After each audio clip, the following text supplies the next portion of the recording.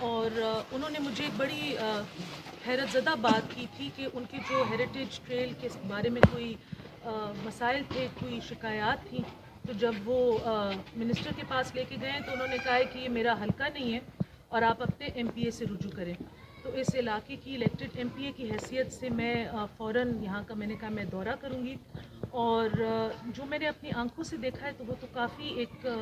Shocking اور اپسیٹنگ قسم کی بات ہے۔ فیکٹس اینڈ فگرز جو میرے بھائی ہیں تاجران کی طرف سے وہ آپ کو خود سمجھائیں گے۔ میرا کام ہے کہ جو ان کی تکالیف ہیں وہ آپ کے سامنے میں ہائی لائٹ کروں۔ آپ لوگوں نے خود دیکھ لیا یہاں پہ جو ڈرینیج کا سسٹم ہے، سوریج کا سسٹم ہے، جو تصویریں ہم دیکھتے ہیں تو فیس بک میں اور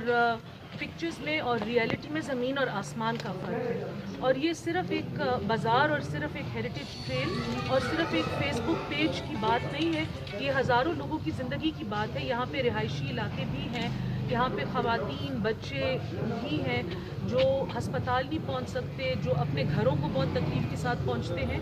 تو ہمیں ریئل اور جو ایک ریل لائف ہے اس میں تھوڑا سا فرق کرنا چاہیے۔ ساری چیزیں شو شاہ کے لیے نہیں ہونی چاہیے۔ یہاں پہ جو رہائشی ہیں سب سے پہلا حق ان کا ہے، اور اب میں ریکویسٹ کروں گی جو میرے بھائی ہیں وہ آپ کو ذرا ڈیٹیل میں سمجھائیں کہ ان کے اور کیا مسائل ہیں۔ میڈم یہ جو ہیریٹیج میں جو ٹریل بند ہے تو جی اس کے بارے میں آپ کچھ کہنا چاہیں گے؟ جی، میں تو جو جگہ دیکھی ہیں جب وہ ڈرین بند ہوئی تھی تو ہمارے جو یہاں کے علاقے کے ورکرز ہیں انہوں نے مجھ سے رابطہ کیا تھا، اور ساری رات آئی تھنک یہ لوگ صبح 5 بجے تک یہ پانی ایکسکیویٹ کرتے رہے، لیکن اس کے بعد کسی نے تفتیش نہیں کی کہ یہ پانی آیا کہاں سے، اور وہ جو بیسمنٹس جو پانی سے بھر گئی تھی تو وہ کون سے راستے سے کون سے پائپوں کے پھٹنے سے آیا آج تک یہ کسی کو پتہ نہیں ہے۔ اینی وے یہ کافی قدیمی بلڈنگز ہیں، اس کی جو اوپر نیچے جو بغیر کسی ساؤنڈ آرکیٹیکچرل پلان کی ڈگنگ ہوئی ہے اس سے بھی یہ ایریا کافی متاثر ہوا ہے، اور یہ جو پانی اور یہ جو لیکیج کا معاملہ ہے اس کے بعد تو مجھے لگتا ہے کہ کافی زیادہ بلڈنگز یہ ڈینجرس بھی ڈکلیئر کرنی چاہیے، لیکن اس کا بھی کوئی کسی نے آرکیولوجیکل ڈپارٹمنٹ سے آ کے یا کسی پراپر انجینئرنگ ڈپارٹمنٹ سے آ کے چیک نہیں کیا، تو نہ صرف بازار لیکن یہاں پہ کافی زیادہ انسانی جانوں کو بھی میرے خیال سے خطرہ ہے،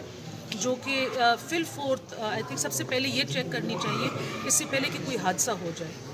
میڈم ذرا یہ بتائیے کہ جو چیک تقسیم ہوئے ہیں دکانداروں میں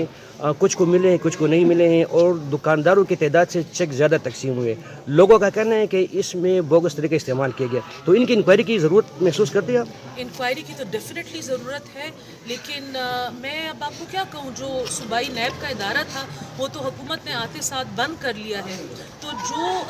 ہم